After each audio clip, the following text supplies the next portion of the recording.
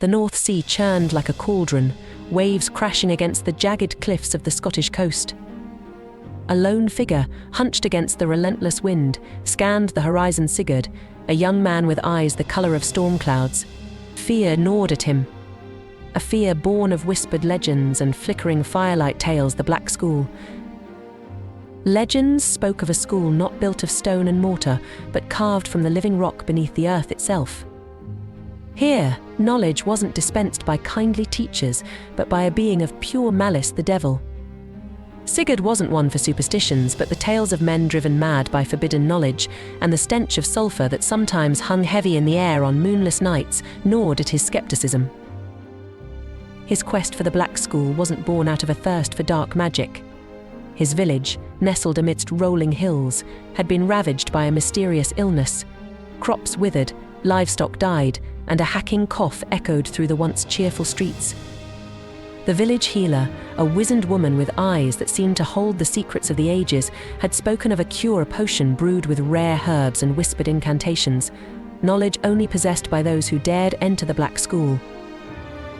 Sigurd, fueled by a desperate love for his village and a gnawing fear for his younger sister, Elara, whose laughter had faded into a rasping cough, decided to take the perilous gamble. Guided by a wizened crone who lived on the fringes of society, muttering about unseen forces, Sigurd found himself on a desolate stretch of moor. The air grew thick and heavy, the wind dying down to an eerie stillness. As night painted the sky with an inky blackness, a faint, unnatural glow pulsed from the ground beneath his feet. With a pounding heart, Sigurd traced the outline of a long-forgotten rune etched into a moss-covered stone. The earth groaned, and a gaping maw opened before him, exhaling a wave of heat and the unmistakable stench of brimstone. Descending into the fetid darkness, Sigurd felt a primal fear grip him. The air grew colder, the walls glistening with an unnatural moisture that reflected the flickering torch he carried. The silence was broken only by the drip of unseen water and the ragged rasp of his own breath. After what felt like an eternity, the tunnel opened into a vast cavern. The sight that greeted Sigurd sent shivers down his spine. The cavern pulsed with an infernal light, emanating from braziers filled with an unknown, blue-tinged flame. Grotesque figures, their faces obscured by shadows, hunched over tables laden with vials and strange, glowing stones. In the center of the cavern, a towering figure sat upon a throne of obsidian, the devil himself. He was a creature of nightmare-cloven hooves, eyes that burned like embers, and a smile that promised both knowledge and damnation. The air crackled with an unseen energy as the devil turned his gaze towards Sigurd, his voice a guttural rasp that echoed through the cavern. "Welcome, mortal," the devil hissed. "You seek knowledge, knowledge that comes at a terrible price." Sigurd, though his voice trembled, stood his ground. "My village is dying," he rasped. "I need a cure, a potion only you can teach me to brew." The devil's smile widened, a terrifying display of sharp teeth. "Knowledge is a currency, mortal. What are you willing to offer for it?" Sigurd hesitated. He knew the story's souls bartered for forbidden knowledge, lives forfeit for a single whispered secret, but the faces of his villagers, their pleas for help, flashed before his eyes. "I offer my service," Sigurd declared, his voice ringing with newfound determination. "Teach me what I need to know, and I will serve you for a year and a day. But after that, I am free." A flicker of surprise crossed the devil's face. Amusement danced in his fiery eyes. "A bold proposition, mortal. But know this, my lessons are not for the faint of heart. They will test your very soul." Sigurd gritted his teeth. "I am prepared." And so began Sigurd's harrowing ordeal. Days bled into weeks, weeks into months. He learned the language of demons, deciphered ancient grimoires filled with forbidden symbols, and brewed concoctions that bubbled with an unnatural light. The other students, a motley crew driven by ambition or desperation, watched him with a mix of envy and suspicion.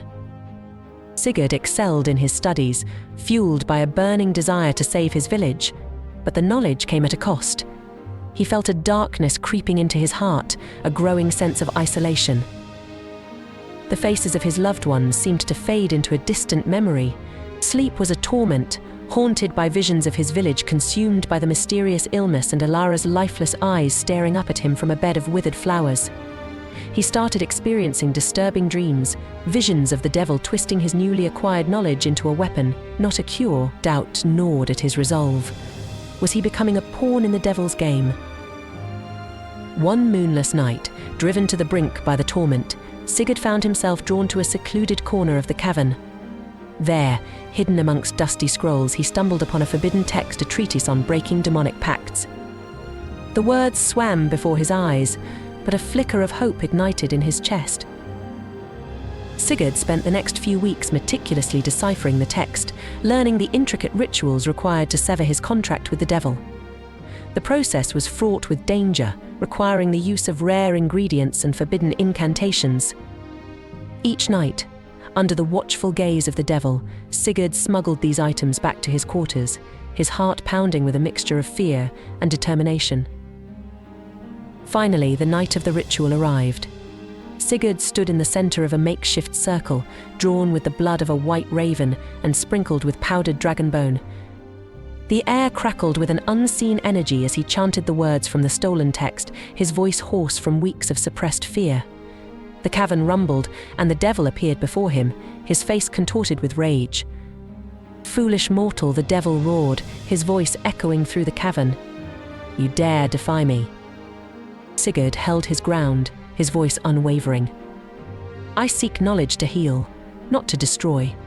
Release me from your pact, and the cure will remain a secret of this very school." The devil's eyes burned with a terrifying intensity. The cavern echoed with his laughter, a sound that promised a future filled with torment and despair. But within that laughter, Sigurd detected a flicker of uncertainty. The devil hadn't anticipated this defiance. The ritual reached its climax. A blinding light erupted from the circle, engulfing Sigurd and the devil in its white-hot glow. The cavern trembled, and a deafening roar filled the air. When the light subsided, Sigurd found himself alone, his body shaking, but free. He raced back to the surface world, the stolen treatise clutched tightly in his hand. Days turned into weeks as he traversed the treacherous landscape, fueled by the image of his village and the desperate hope of finding the cure. Finally, he stumbled back into his village, haggard and weary, but with a newfound glint of determination in his eyes. With the stolen knowledge and the help of the village healer, Sigurd managed to create the potion. It was a long and arduous process, but slowly the illness began to recede. Alara, pale and weak, but with a spark of life returning to her eyes, squeezed his hand with a feeble smile. The weight of the world lifted from Sigurd's shoulders. He never spoke of the Black School or his encounter with the devil ever again. The stolen treatise vanished, its secrets locked away. But the experience left an indelible mark on him. He understood the price of forbidden knowledge and the strength it took to resist its seductive allure. Sigurd remained a hero to his village, a testament to the power of courage and the unwavering belief in a brighter future, even when faced with the darkness that lurks in the shadows. The legend of the Black School continued to be whispered on the wind, a chilling reminder of the price of knowledge and the fine line between seeking power and succumbing to its corrupting influence.